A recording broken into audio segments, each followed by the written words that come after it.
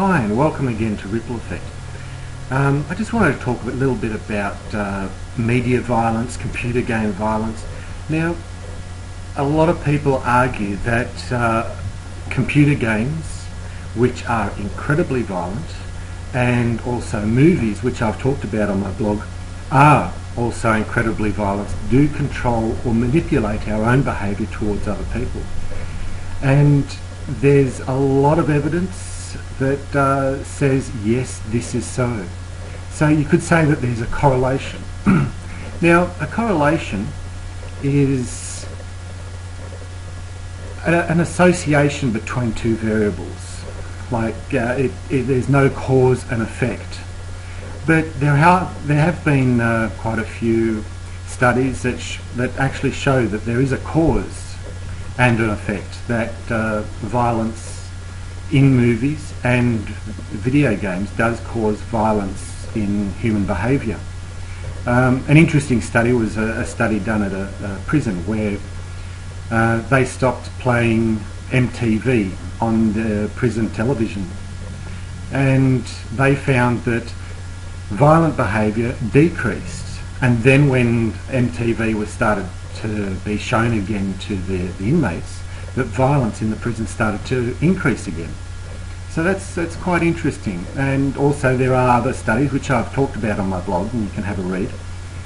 And but are there, or is there, a mediating variable? You know, a variable that has, you know, you have the correlation between the two. You have violent television and then you have violence in behaviour. But is there a third piece of information that we're not thinking about?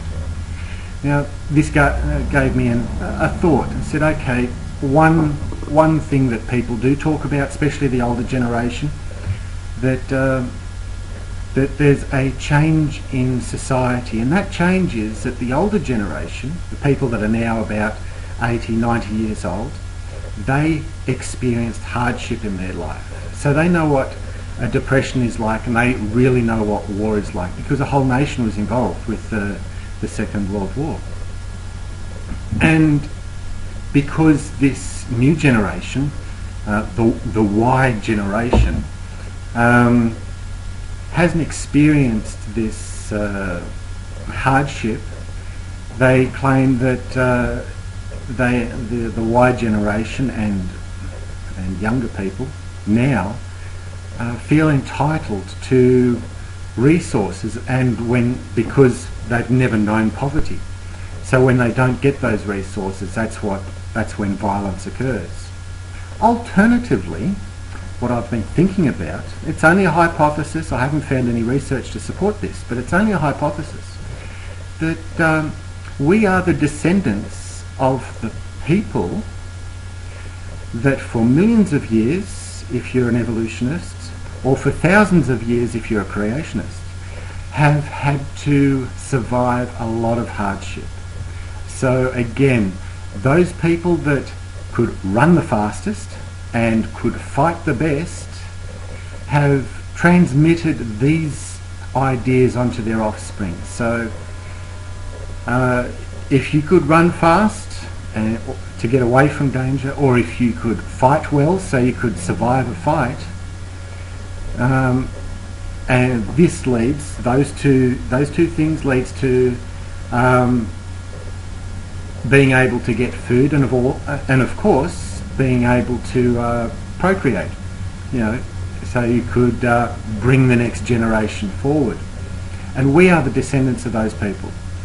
And so we have it in us, either genetically or being taught to us through our culture, that being violent in one way or another, passively or aggressively, or being able to run away, is a survival trait of our nature. And if you really look at that, it includes, you know, the hypothalamus, because the hypothalamus revolves around, you know, the 4 F's. You've got fight, flight, feeding, and fornication.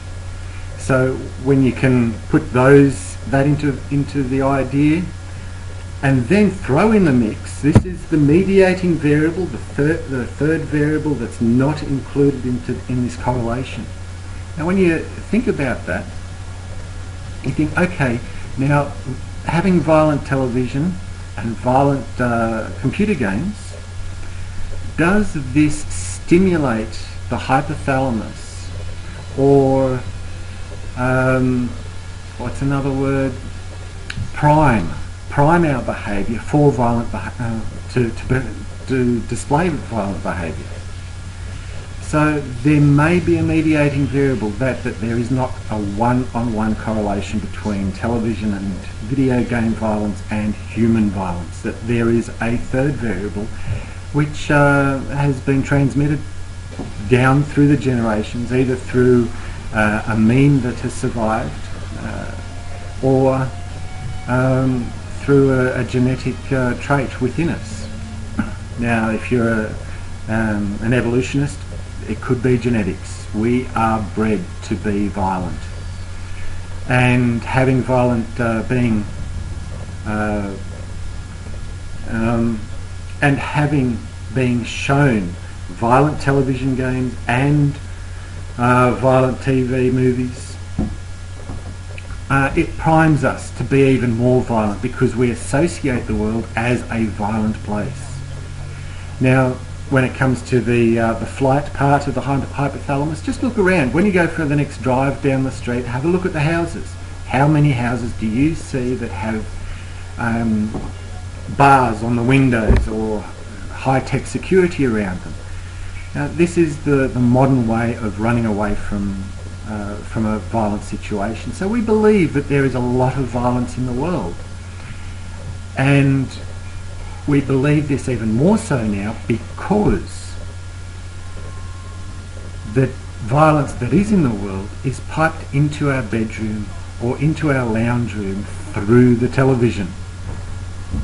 So we believe that something that happens half a world away has an immediate impact upon us, which it really doesn't. And when you walk down the street, you'll probably find that people are generally quite nice and want to lead a happy life. So it's just an idea, it's just a hypothesis of mine.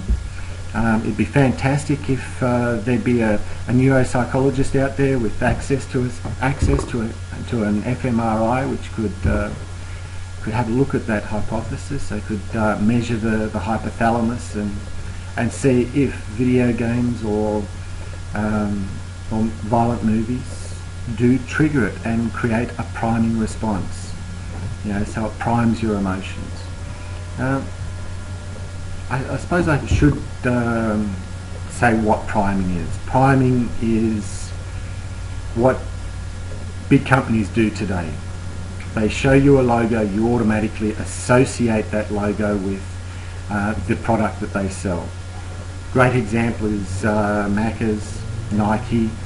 They've all got the very simple logos, and it primes you. So when you see it, you want to eat, or when you see it, you think, oh, I might need new shoes. So yeah, it's an idea, and have a think about it. Love to hear from your responses. And please visit my webpage, which is www.RippleAffect.com.au. Just follow the link in the comments. Okay, thanks, and talk to you next time. Bye.